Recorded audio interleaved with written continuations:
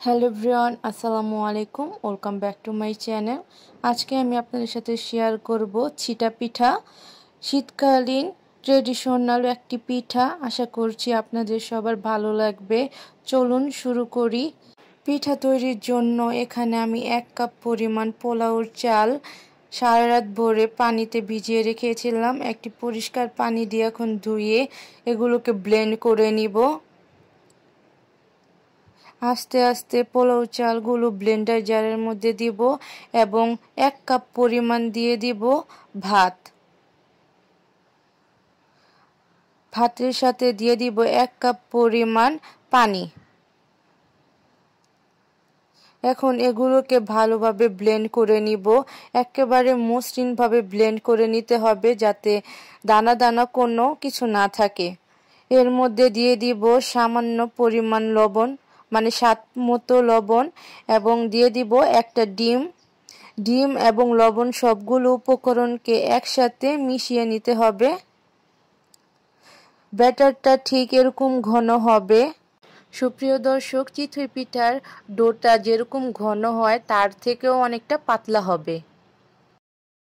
এখন এর মধ্যে দিয়ে দিব 1/2 কাপ পরিমাণ তেল ব্যবহার করলে পিঠাটা নিচে লেগে যাবে না, তাড়াতাড়ি প্যান থেকে উঠে আসবে। প্রিয় দর্শক, আমি পিঠার ডোটাকে ভালো করে মিশিয়ে নিয়েছি। এখন একটি প্যান বসিয়ে একটি টিস্যুর সাহায্যে তেল দিয়ে ব্রাশ করে নিব। ব্রাশ করা হয়ে গেলে হাতের সাহায্যে হাতটা পুরোপুরি পিঠার ডোর মধ্যে ডুবিয়ে তারপর হাতের সাহায্যে ঘুরে ঘুরে পিঠাটা বানিয়ে নিতে হবে। যেহেতু এটা ছিটা পিঠা, তাই এভাবেই ঘুরিয়ে ঘুরিয়ে বানিয়ে নিতে হবে। আশা করি আপনারা বুঝতেই পারছেন আমি কিভাবে পিঠাটা তৈরি করছি। খুবই সহজ পদ্ধতি, আপনারাও চাইলে এভাবে করতে পারবেন। সুপ্রিয় দর্শক, পিঠাগুলোকে 30 সেকেন্ডের জন্য ঢাকনা দিয়ে ঢেকে উঠিয়ে নিব। উঠিয়ে আবার 2-3 সেকেন্ডের মতন রেখে দিয়ে দেখবেন নিচ থেকে আস্তে আস্তে পিঠাগুলো ছেড়ে উঠে আসছে। এখন একটি স্প্যাচুলারের সাহায্যে আস্তে আস্তে উঠিয়ে নিব।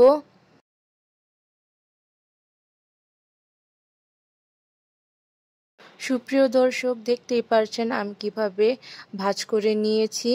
একইভাবে আমি আরেকটি পিঠা আপনাদের তৈরি করে দেখাচ্ছি আপনাদের সুবিধার জন্য। আশা করছি আপনাদের এই ভিডিওটি ভালো লেগেছে। একটুও যদি উপকৃত হন তাহলে আমার চ্যানেলটি অবশ্যই সাবস্ক্রাইব করে দিবেন। লাইক, কমেন্ট, শেয়ার করে ফ্রেন্ড অ্যান্ড ফ্যামিলির সাথে শেয়ার করতে পারবেন। আমাকে বেশি বেশি সাপোর্ট করবেন যাতে আপনাদের বেশি বেশি অন্যান্য নতুন নতুন রেসিপি শেয়ার করতে পারি। প্রিয় দর্শক, আপনারা এই ছিটা পিঠাগুলি গরুর মাংস, হাঁসের মাংস, মুরগির মাংস, যে কোনো মাংস দিয়ে এই পিঠাটি সুন্দরভাবে উপভোগ করে খেতে পারবেন এবং কি নারিকেল এবং গুড় দিয়েও এই পিঠাটি আপনারা খেতে পারবেন। আশা করছি আপনাদের এই পিঠাটা ভালো লেগেছে। একটুও যদি সহজ মনে হয় অবশ্যই আমার চ্যানেলটি সাবস্ক্রাইব করে দিবেন, পেজটি ফলো করে দিবেন। অন্য কোনো ভিডিওতে আপনাদের সাথে আবার আমার দেখা হবে। আজকে এ পর্যন্তই। আল্লাহ হাফিজ। আসসালামু আলাইকুম।